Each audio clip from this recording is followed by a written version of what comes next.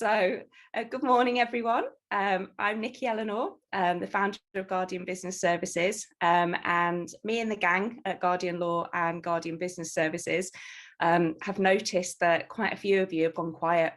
And that usually means, that there's something wrong that you're not sharing, or, actually you're just in hiding and sort of treading water for the time being until it feels safe to come out and tackle those HR issues that you might have on your agenda. So what we thought we'd do is try and coax you out to play. So if you have got something that's on your agenda that you really do need to do, and you're just putting off the inevitable, we'll hopefully show you that it's not scared to tackle the issues, and we'll give you some top tips on how to do that and support you along the way. So the aim of this session really is to kind of like practically take you through an exercise to work on one specific issue that's on your to-do list at the moment. So hopefully if you've got the joining instructions, you've got your pen and paper to hand. And really, if you want to kind of start off by on the top of your page, down that one thing that you want to focus on during this session. So for those of you that don't already know me, as I mentioned, I'm Nikki Eleanor. I'm an employment law solicitor, but I describe myself as an employer lawyer. So for the last 20 years, I've been helping employers, people managers, sort out their HR and employment law issues in their businesses. And I think I became an employer lawyer 20 years ago, I'm showing my age, when I was helping out Iceland Frozen Foods, working with a firm over in Liverpool. They got a head office in Deeside and then obviously lots of stores throughout the country. And what we noticed was that we were firefighting all the time. And actually we'd be getting calls from line managers, store managers, panicking, saying, oh my God, we've received this tribunal claim, didn't know anything about it. What do I do? Oh, and by the way, it's got to be filed tomorrow. And so really it was a baptism of fire for me. Loved it because of the variety of issues that came out, but also, had to kind of think on my feet and, get employers out of the shit often, to make sure that, that they could mitigate the damage that had possibly been done. So I think really over the last 20 years, I've developed a strong bias for employers. And that's because actually I see that other side of the conversation when you receive the tribunal papers, when you receive the grievance, when somebody, phones in sick, and you guys are panicking in terms of, I haven't been trained with how to deal with this. What do I do? And, you're scared to get it wrong. And so often that leads to people, doing nothing or winging it and doing the wrong thing. Whereas actually, if you get the right support in place, then HR isn't that complicated and lots of it's common sense anyway. So that's me. I'm ably supported by Jane and Claire. So Jane Dunn is our Managing Director of Guardian Business Services. And I'll let Jane introduce herself. Okay, hi everybody. I think I've met some of you and some of you haven't. But yeah, I've, same as Nikki, 20 odd years I've been working in HR now. I know, I can't believe it. I mean, just look at me, I look barely out of school. 20 odd years, and I started in the bottom of the ranks as an HR administrator, and I worked my way through. And again, baptism of fire for me with one of my first HR roles was working with a heavily unionised manufacturing organisation, completely thrown in at the deep end, didn't have a clue what I was doing, but somehow managed to get through it. And again, just, I appreciate that the challenges that employers face all the time, and line managers, and the difficulties that, are sort of thrown at you, that you have no idea how to handle. But equally, I can also see the positive side as well when something goes really well. And you have, a team that are all gelling and working and delivering what they should be. And, your company just works like a well-oiled machine. So, HR isn't always about the negative. It's also about the positive as well, and being proactive. So yeah, I think I've worked in HR. I've been a line manager myself. I've managed a team, and now I'm also an employer. So I know it's scary. but it is certainly something that, you know, can be done, and it can be done well, just with a bit of forethought and planning, which is what today's all about. Absolutely. Thanks, Jane. And then we've got Claire Scanlon, who's our Managing Director of Guardian Law. Claire, do you want to introduce yourself? Oh, are you on mute, Mrs.? That was a bit of a schoolboy error, wasn't it? So good morning, everyone. For those of you that don't know me, my name's Claire Scanlon. I'm the Managing Director at Guardian Law. So a bit like Nikki and Jane, really. I've been an employment lawyer for nearly 20 years, so not quite as long as Jane and Nikki. And again, like Nikki, my bias is towards acting for employers and helping them manage their people. I think my day-to-day job involves helping employers, but like yourself, manage people, providing sort of tailored advice on legal issues, which can sometimes be a little bit tricky and costly if they go wrong. So typically, I will deal with things like performance management, misconduct, disciplinaries, redundancies, etc. And my main focus really is to have an employer's back, to make sure that you stay on the right side of the law and avoid a trip to the tribunal, which can sometimes be difficult. Because as we all know, there's a lot of legislation out there that is weighted in favour of the employee, and my job is to make sure that we stay on the right side of it really, and to avoid that costly and rather unpleasant trip to a tribunal. So that's effectively what I do. Absolutely. Thanks, Claire. And I think you can see that the three of us have got different approaches. We all bring different strengths, you know, to supporting our clients. So, you know, often when you're dealing with one of us, you're dealing with three of us, because we all work really closely together and kind of bounce off each other in terms of like the right solution for the client going forward. So what are we covering today? So for those of you that have seen our previous webinars, you'll see that I often refer to the employment life cycle. So for us, that's the employment relationship from recruitment, you know, to dismissal, you know, your performance standards, how you manage people day to day, changes that you're making, and, you know, obviously ending the employment relationships that no longer serve you. It also covers in the ending section the tribunal claims that Claire mentioned, but hopefully we'll keep you out of that situation. You know, hopefully you'll get in touch with us before that and before you end up with the tribunal papers. But today's session, what I'm going to do is I'm going to put in the context of the employment life cycle 5 steps to go through when you're creating a workable plan. And as you can see, they're there: purpose, people, process, plan, and peace of mind. That's the goal really, you know, that we're looking to get you to a stage where, you know, you're not having sleepless nights anymore. You're not stressing every time you look at your to-do list. You're not avoiding people in your own business because, you know, you can't be asked, or, you know, you can't face dealing with a particular issue that you might have. Or potentially, as Jane said, in terms of like positive initiatives, you know, you want to introduce an employee engagement survey, for example, to see how engaged your staff are. Morale's low, and you know, you want to know what to do about it. And so you keep saying you're going to start off by doing a survey, but you don't actually get around to doing it. So whatever it is that's on your list that you've written down as the number one thing that you want to tackle and think about during this session, you know, we can help you. So why do you need a workable plan?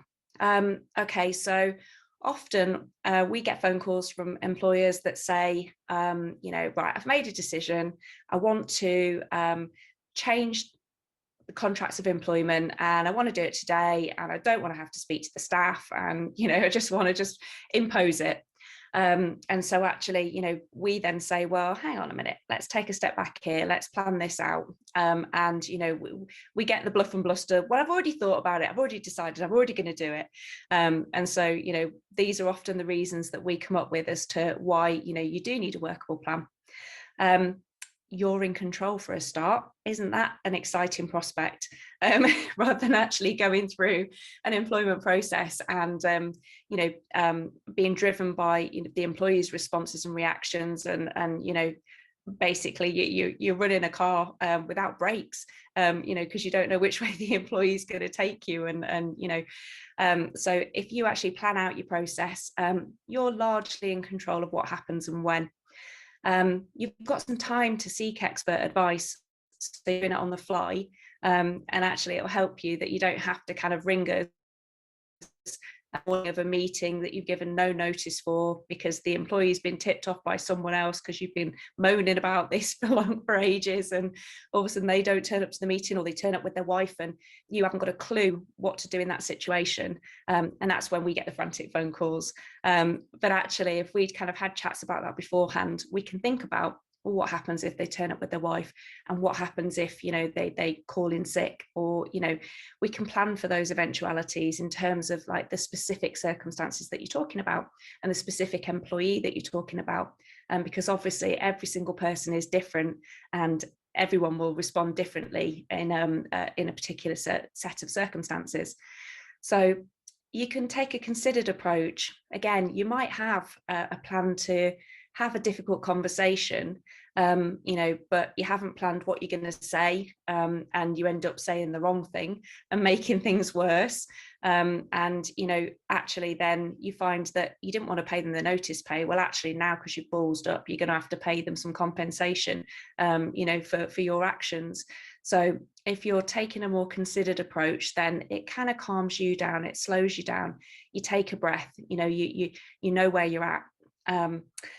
And you can determine the timescale.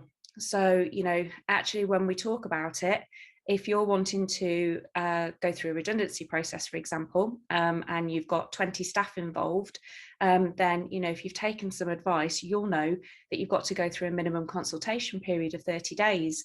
So you might say, well, actually, let's not do it this week because, you know, we've got our year end. You know, you can then decide when to start it and how long the process should be. And, you know, then you can sort of work backwards in terms of filling in the steps. So you can plan your communications. Often an employer will decide that they need to make redundancies, but they haven't really kind of thought out, you know, what other alternatives they potentially, you know, could consider. So they'll go into a collective redundancy consultation meeting, and, you know, that they'll get questions fired at them in terms of, you know, well, what else have you considered? And sometimes that can make, you know, the people manager feel like they're on the back foot, and that, you know, that if they've given it some thought beforehand, well, they can plan what the business case is that they're going to share with the staff at that point. You know, they can say, we have considered the senior leadership team taking pay cuts, or you know, closing down that division, or you know, a reduction in hours or pay across the business. And, you know, you can explain what you've considered because you planned it.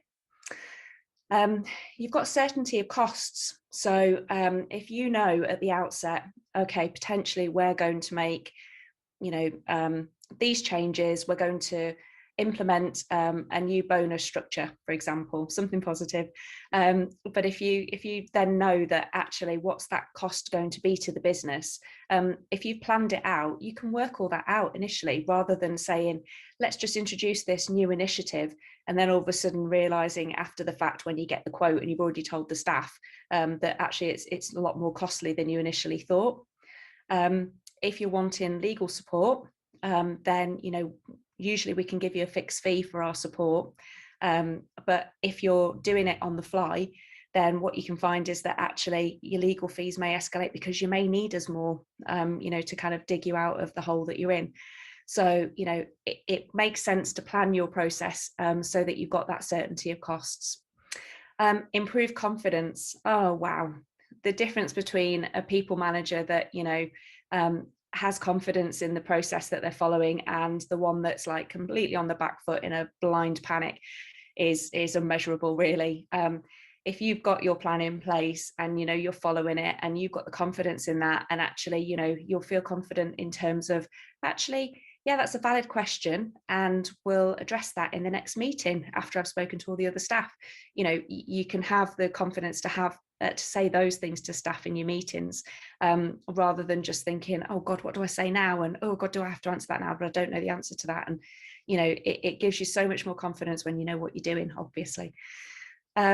You reduce your risk, because actually, if you have confidence in your process and, you know, it's measured, and, you know, you're following the plan that you've agreed and that you've mapped out yourself, then actually staff seem to take some comfort from that, and there's then a reduced any grievances or complaints or tribunal claims, or people going off sick because they're in a blind panic about what's happening, and you're not communicating effectively with them.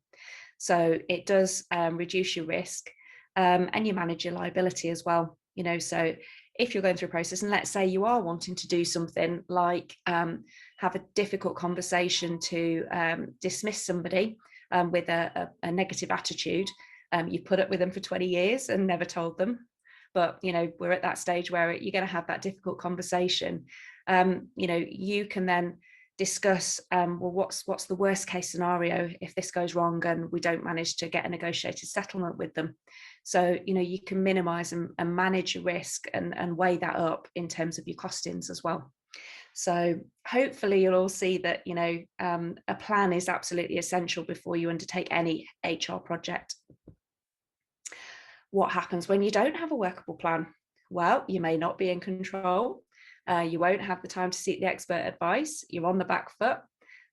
You've got a vague time scale, which again can cause frustrations, particularly in the management team, when if you haven't got a control of the process and it keeps getting delayed and pushed back, and everyone's in a flap, and maybe you'd initially planned for it to be, you thought in your mind before you planned it actually that it was going to take a week, but then because of staff holidays or sickness or whatever, it just goes on, and sometimes it feels never ending, and that often puts people managers off entering into another process because the last one went so horribly wrong.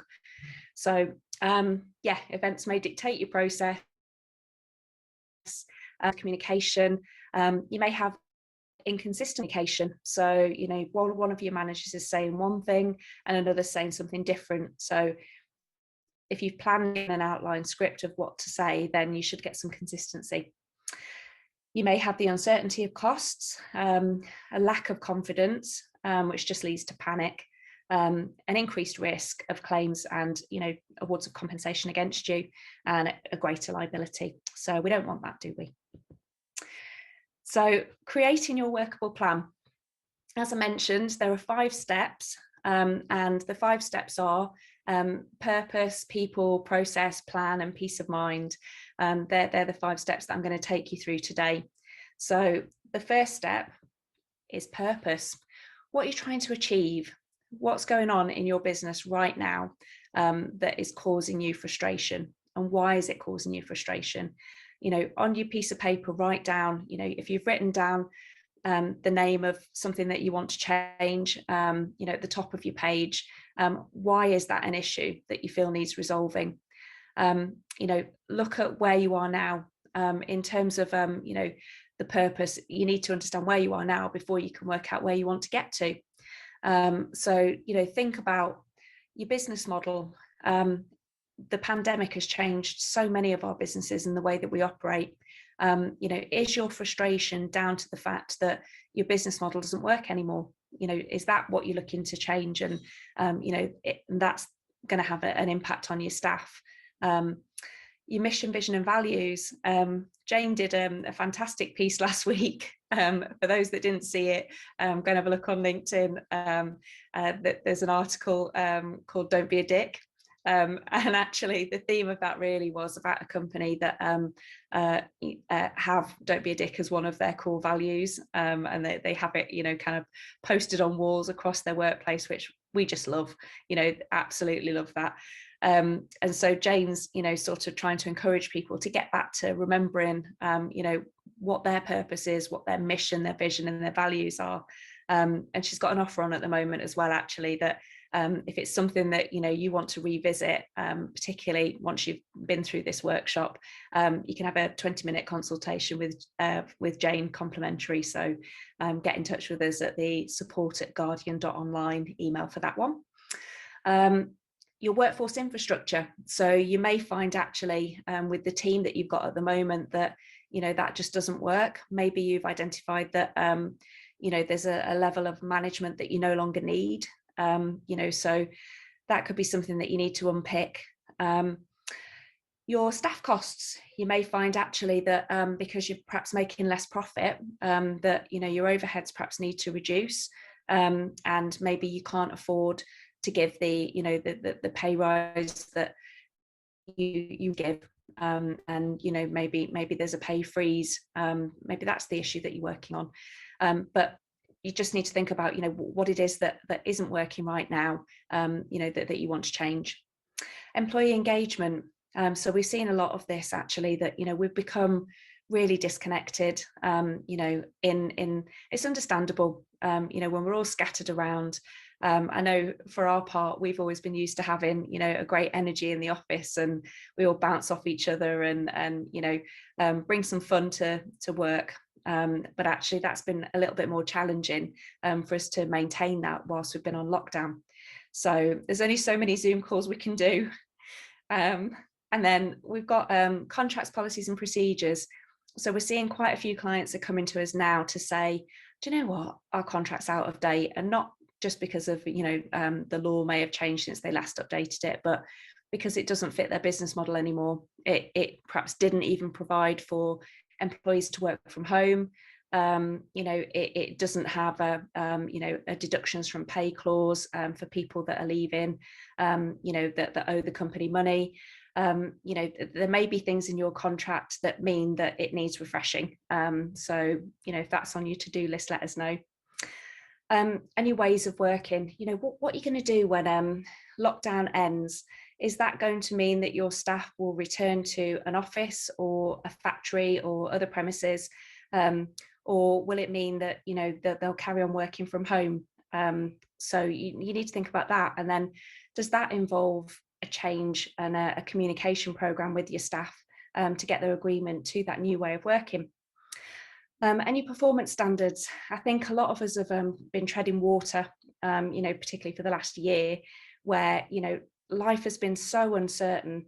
That it's changed radically, and so actually a lot of companies have kind of parked their goals, they've parked their targets and their performance standards, and perhaps they've slipped, and so actually, is that something that you want to address and you want to put back on track again, in your business?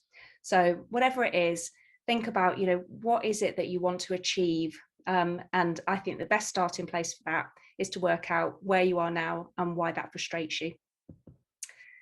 So your people, where do you want to get to? So if you've identified what the challenge is in your business that you need to address, the second stage is then obviously, well, where do you want to get to? And I think you need to be specific.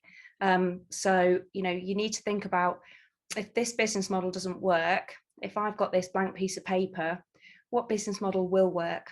Draw it out. I love doodling. I'm a very visual person. So, for me, as you can see by my whiteboard, which actually I've just noticed has got a message from my daughter on. So it's a nice message, but yes, if you want to kind of like work out what your future business model is and doodle it out, what your renewed purpose is, if you've had your chat with Jane and you know what your mission, vision and values are, and you can adopt, don't be a dick if you want to.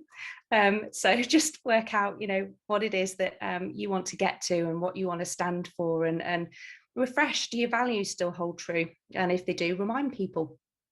Look at your dream management team.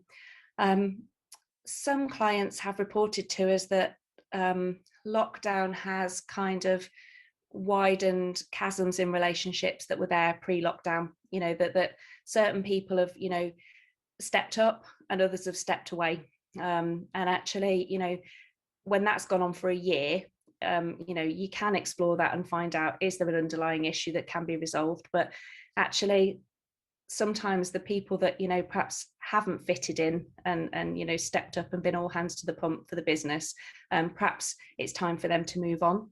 If the relationships can't be fixed, and you had an issue with them before lockdown, and perhaps it's got worse now, there is an opportunity to address that. So if you wrote down your dream management structure, who's missing, and what do you want to do about that? What is the underlying issue? And that's your workable plan to work out, can be resolved, or if it can't, what you're going to do about it. maybe you want to whether you want to reduce your overhead costs, and so then set a target as to, well, what reduction do you need to achieve? Be specific about what it is that you're trying to get to. Employee engagement. So, I mentioned about how there are really great tools out there, and, you can contact us afterwards if it's something that, is on your radar to improve morale in your business. But in terms of employee engagement, I think it's important to say, well, look, where we are now is that, everyone's disengaged and they're feeling flat, and we want to get them back to, the pre-lockdown energy and engagement that we had. Or maybe it was poor before then as well. But now's the time to kind of, have a fresh start and move forward with your people, and to do that through an employee engagement tool. Contracts, policies and procedures. If you could rip up your current contract and start afresh, what would you want it to say? Think about that, really give it some thought. And your ways of working, do you want to carry on doing what you're doing now? And actually, how do your staff feel about that? Are you going to have to implement some health and safety risk assessments and policies and procedures for working from home?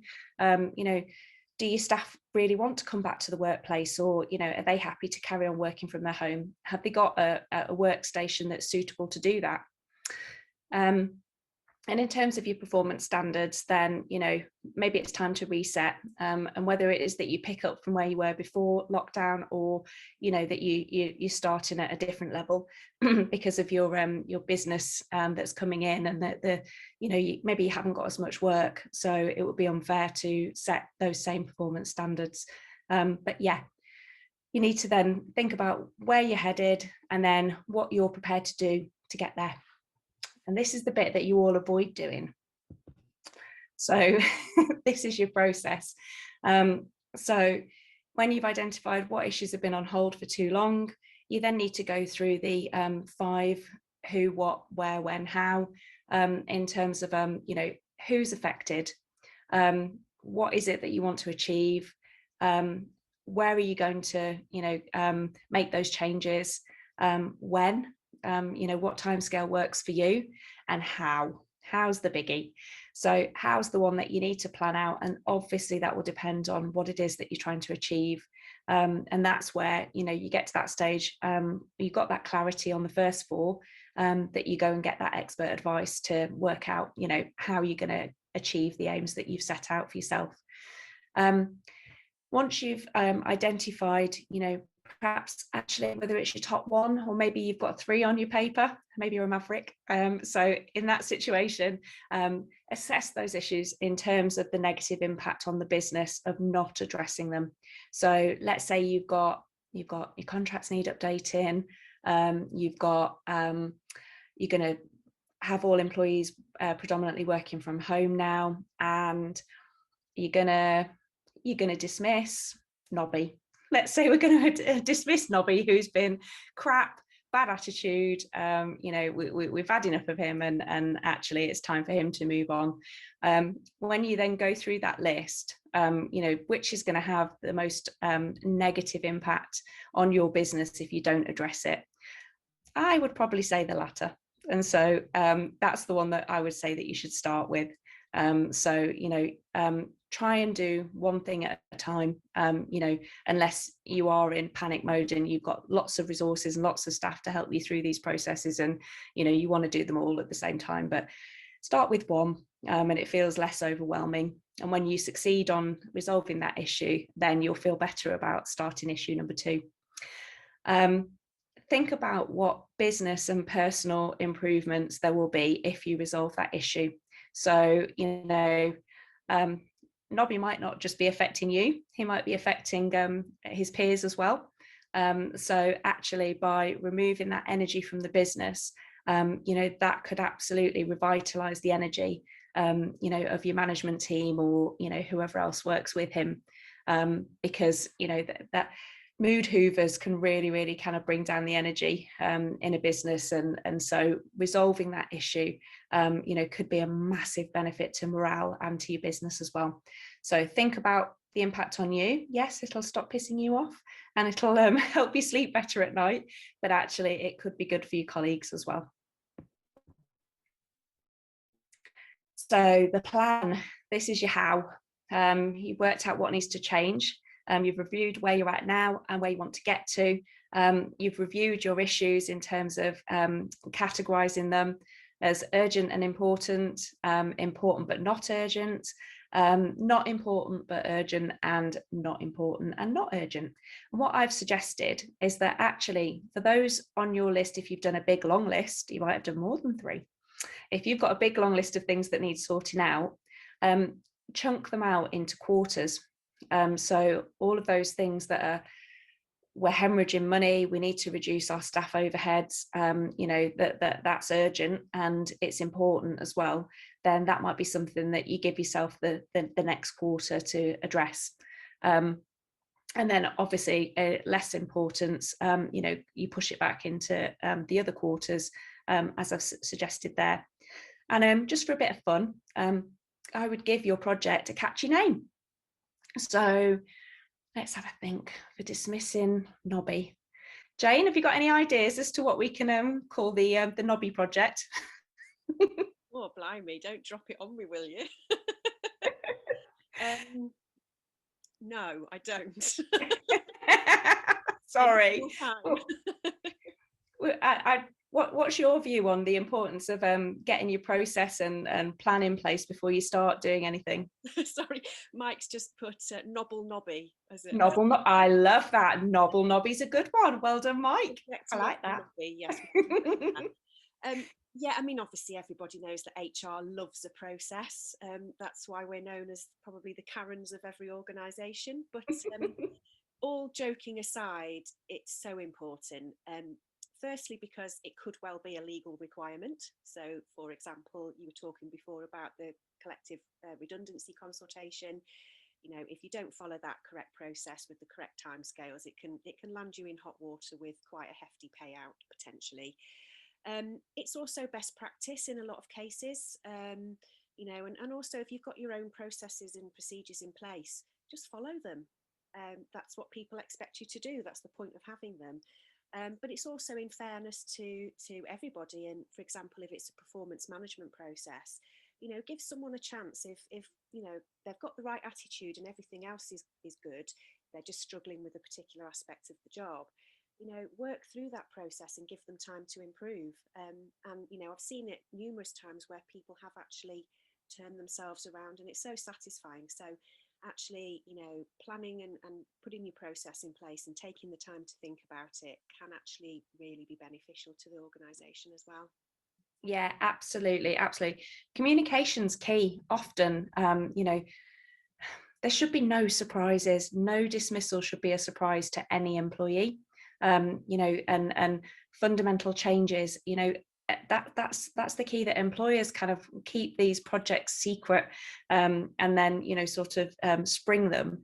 Whereas actually, if you're going to plan out your process, you'll plan your communications as well, and perhaps you'll tell them at an earlier stage. And you know, before you start imposing changes to your contract of employment, you know, perhaps the first stage is actually, let's chat to the staff and say, we're thinking of doing this. And actually you might find the staff will say, yeah, what a great idea, about bloody time too. Yeah, the old way doesn't work. So, you know, you don't have to always kind of like, you know, approach your staff with an us and them and, oh God, I'm scared you're going to sue me approach, because actually often you're all on the same blinking team. You know, you just need to communicate with each other. So yeah, a planned process will enable you to make that go more smoothly and make it less stressful and painful on your staff as well. So the 5th stage is getting to peace of mind. And really, in order to do that, you need to work out what you're no longer prepared to tolerate. You know, whether that's toxic management, broken relationships, bad practices. Oh my goodness me, the number of employers that have kind of created so many workarounds to avoid issues. And then, you know, there's so many sticking plasters, you know, holding the business together and the workforce together, you know, where you may give some advice and say, actually, well, if you just do this, and you get that, oh, well, we can't do that because we did this other thing last time, and and if we do that, then they're going to complain about this, and and all these things through custom and practice and time served, that all these employees have got all this on me, they're gonna argue that because that happened last time, like 5 years ago. So all those bad practices, the bad habits that it's natural, it's human nature, that we put in place. Is it time to stop those? Gross incompetence. Have you been putting up with really poor performance? And actually, it's time to stop. And it's okay to say, guys, we need to get to this standard. You don't have to kind of whip your employees into better performance. It can be a positive exercise that you go through if it's planned out, but yeah, if you want to avoid gross incompetence from now on, that's not a bad place to start. Serious misconduct. Okay, who's been taking the piss and getting away with it for years? Who's the the joker that's the lovable rogue who is constantly late, or titting around and disrupting everybody else? Is it time to deal with that and say, right, okay, when we get back to work, yeah, we love having you around, you're a valuable member of the team, but let's tone that down a bit.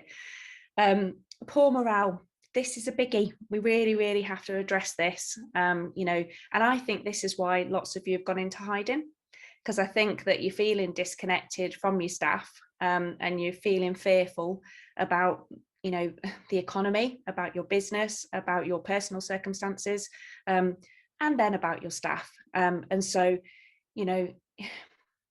it's time to come out of hiding, and actually the leaders need to step forward and set the example. And actually what you may find is that if you do that, then your staff will follow, that your staff will find that actually it's okay for them to come out and feel more comfortable and reassured and settled. It has a knock-on effect. Your staff are watching you, all you leaders out there. So have a look at what have you had to kind of battle through over the last 12 months. Have you got inadequate support in place? Is it time for you to engage an external service, or perhaps recruit a PA? What support do you need in your business to kind of take you forward? Plan all that out. Even in terms of the HR processes that you're going through. You may need legal support, you may need help from your accountant, from a financial advisor, from a mental health support service, you may need to systemize your data. There are a variety of things that you might have identified that you need to do now that will help you move your business forward. Negative attitudes, what are you going to do to G up the energy and the morale in the team? Because actually what we're seeing is that there is work apathy. It's widespread, at all levels of a business. It's a challenge for people to be enthused and engaged and upbeat in a lockdown. I'm not saying it's impossible, it's absolutely not impossible, but I get it that quite a few people are suffering from work apathy. So ultimately, plan the work, then work your plan. It really is that simple. You have to kind of think it through and work out where you want to get to and how you get there. And if you don't know and it's not that clear, then get some expert support. I'm going to invite Claire to comment on what her thoughts are. Because she obviously sees the tail end of it when it all goes horribly wrong. And Claire, what's your thoughts on the importance of a planned process? I just think it's crucial, absolutely crucial. Like Jane covered and you've covered. I think the most frustrating thing that clients sort of complain about to me is how they've ended up in a tribunal. They feel that they've got they had a fair reason to dismiss this employee. How can they possibly be taken to tribunal? And 9 times out of 10, it's because, as you say, they've not planned it, they've not prepared it, they've not communicated it properly, and they've not documented it. So it could just be a failing in procedure.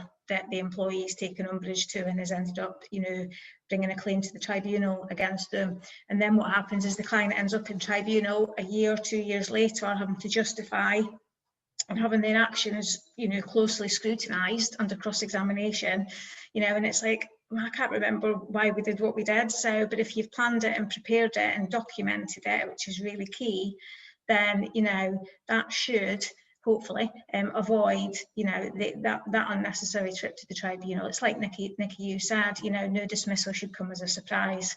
You know, we often find that, Nikki, you mentioned earlier about, you know, an employee who's been, you know, the performance has been shocking for 20 years and all of a sudden you decide that you want to get rid of them. It's not quite as simple as that, you know, because we all know you've got to go through a process. You can't suddenly, you know, say to the employee, oh, you're not good enough anymore and off you go. That's definitely going to end you in tribunal. So you have to prepare, plan and document.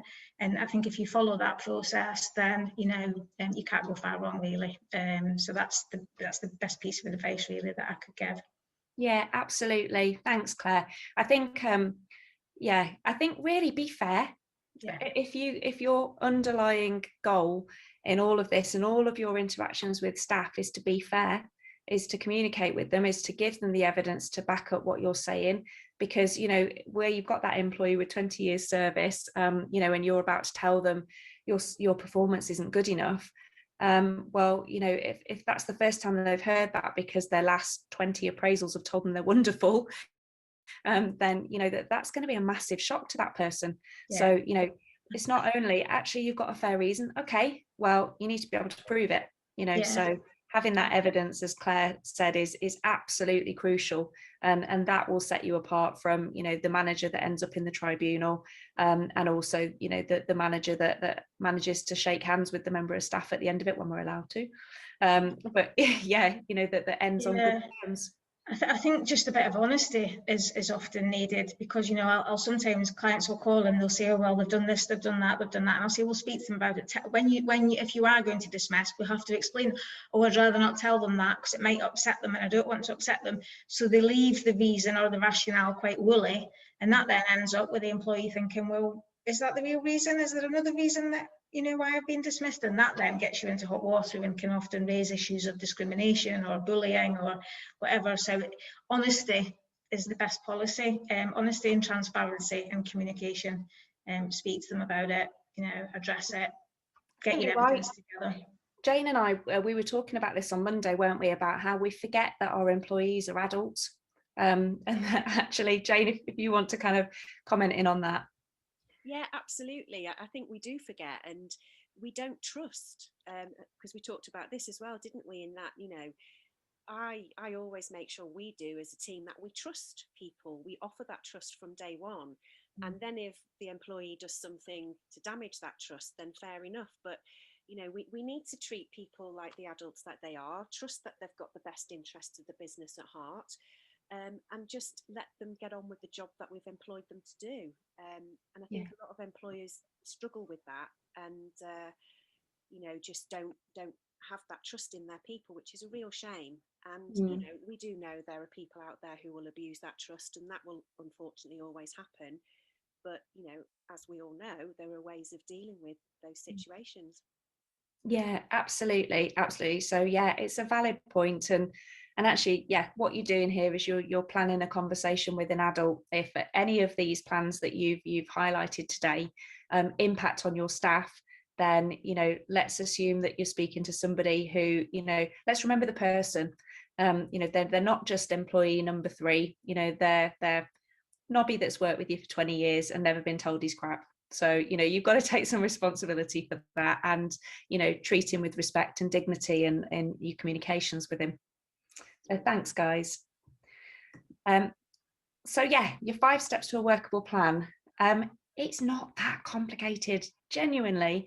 Guys, stop putting these things off, because actually, you know, they're just giving you stress and heartache and sleepless nights when most of these issues can be resolved relatively easily.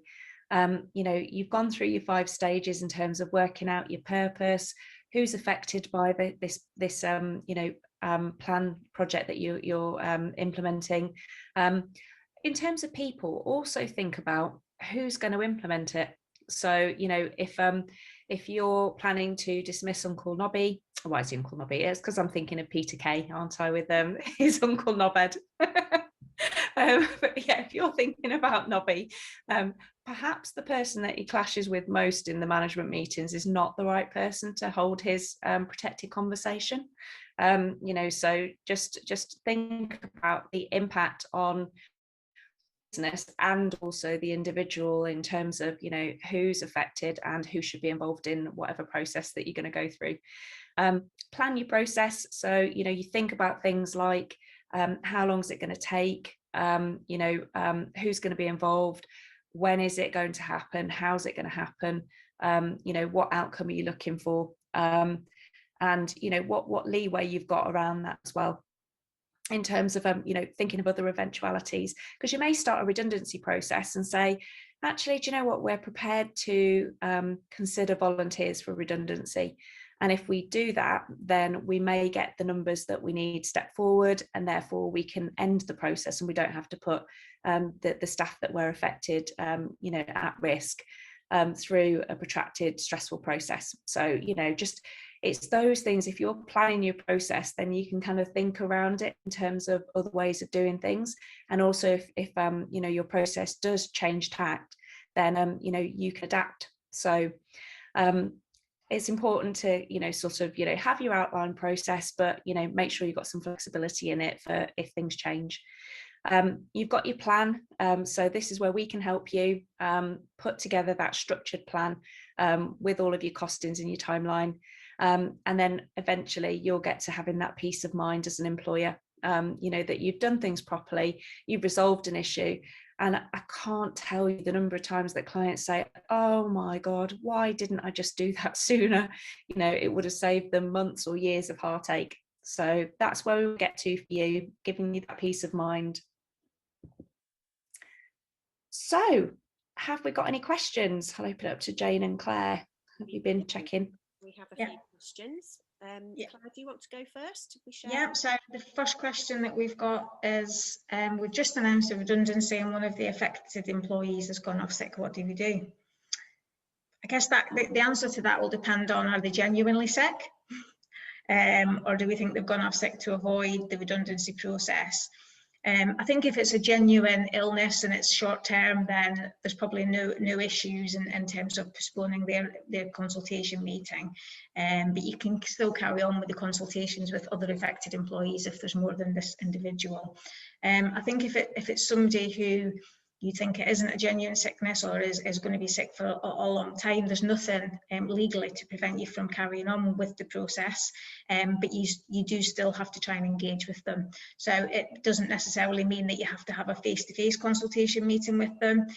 Obviously, we've all learned how to use Zoom over the last 12 months, so Zoom, Teams meeting can even be done on the telephone. But just as long as you can show and demonstrate that you've tried to engage with that individual, then you can still carry on with that process, as long as you've documented it and you can show that you've tried to engage with them. So it doesn't necessarily mean that you have to halt the process and not take it any further. Great, thanks, Claire. Are there any others? Yeah, we've got a couple more. So I'll take this one. Where do we start dealing with a toxic employee? Yeah, always a tough one. And funnily enough, I'm dealing with a client at the moment who is struggling with this on quite a big level, where a lot of their staff, most of their staff were furloughed, and they're now starting to come back into the workplace. And I think there's a bit of resentment from some who just don't want to be back in the workplace. There's resentment between those who had to carry on during the lockdown and those who they thought were sat at home, still earning money, doing nothing. So I think it's just sort of created a bit of a perfect storm. And so, my advice to the manager is tackle it head on, have those honest and open conversations that we've just been talking about, and find out from the toxic employee, what's the matter? Why are they behaving in this way? What can we do to make them enjoy coming into work again? But at the same time, making it clear that it's not positive, it's not helping anybody. We are one team. We need to get back into the swing of things and work together to get the business back on its feet. just have that open conversation, but do it from a supportive way, as in, I've noticed a change in you. What's going on? If it's a case that they've just always been toxic, they just are a toxic person, again, you have to flag it with them and say, this just isn't what we want in this business. It's not, we're not going to tolerate it. We need to see an improvement in this. And as you start to get more and more complaints, you just have to deal with it and potentially go through the disciplinary process. But the starting point is always have that conversation, what's wrong? Yeah, absolutely. And you're right. You've built up perceptions in your mind as a manager by the time, you're wanting to kind of deal with this individual, that are they based on fact or assumption? Speak to them, find out why they're behaving the way that they are. It might be that, they're not an angry, frustrated employee. They might be feeling, scared, or, there might be something underlying it that explains their behavior that all of a sudden changes your perception straight away and how you're going to deal with it. So yeah, good point. There is another question. It's an interesting one. How can I get my directors to do appraisals, as I feel it would help? Oh, okay. Who's taking that one? I mean, I think the first question is, we need to find out, is there a reason why the directors don't want to do the appraisals? Is it because they don't know how to do it, perhaps, or they're not confident enough to do it? So that could potentially be a training issue.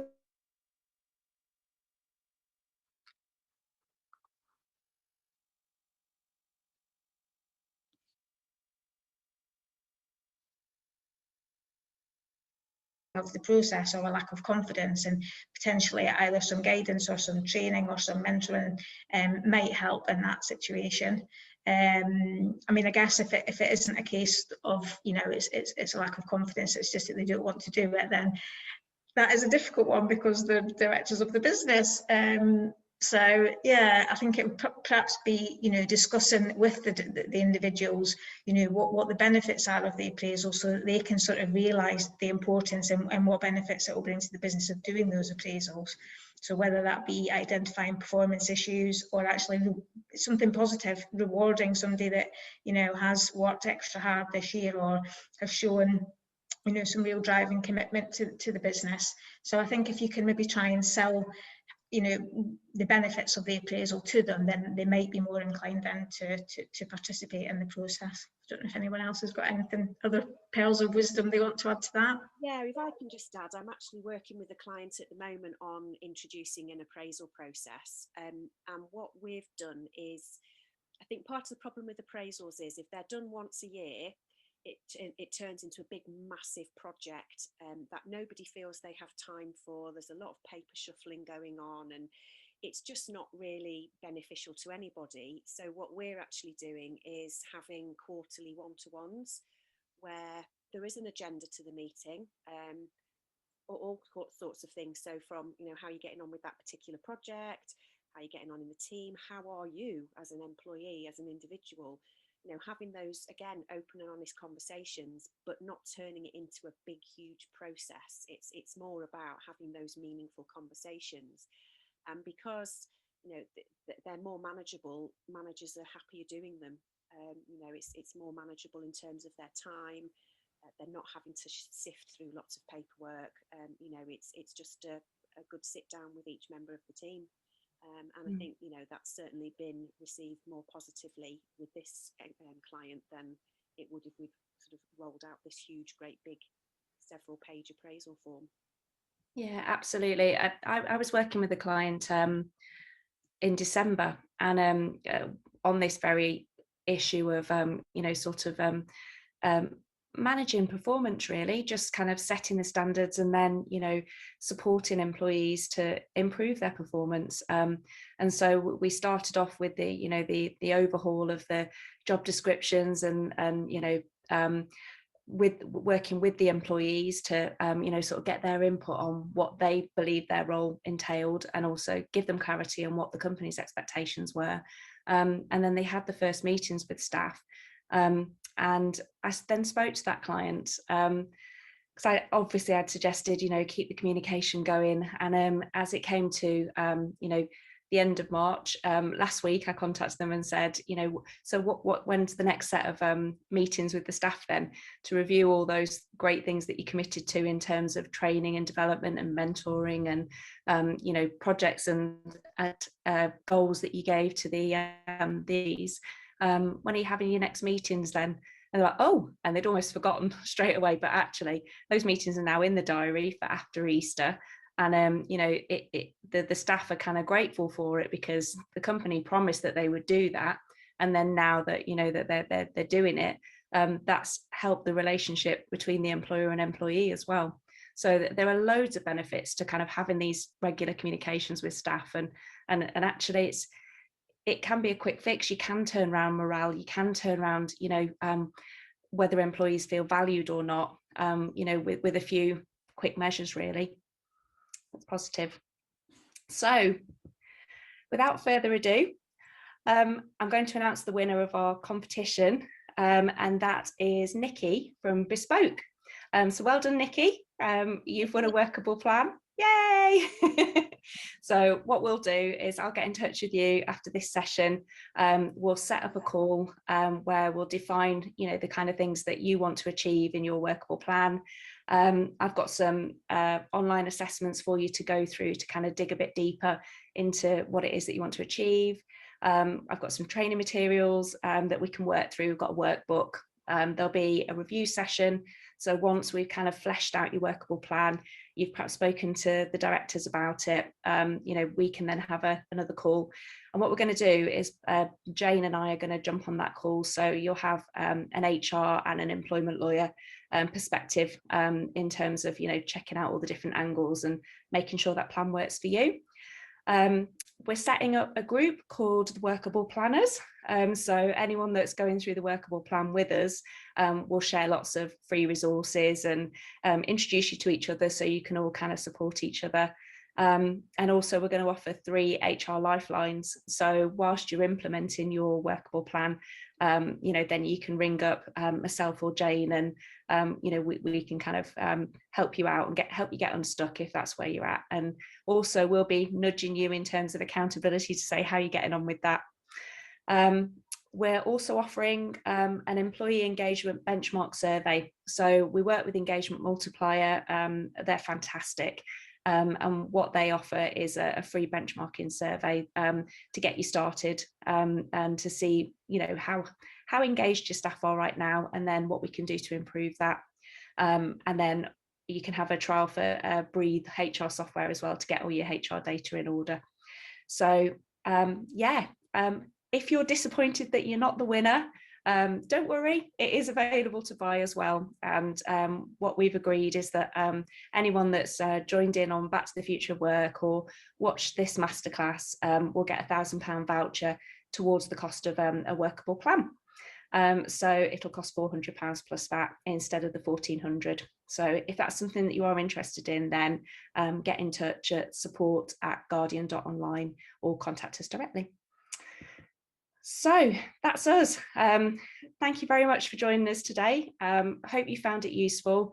You know, the secret to this is plan your work and work your plan. That's what will make you a better people manager. And we hope that, you know, it moves you forward in your business. Thanks for watching. Thanks, everyone.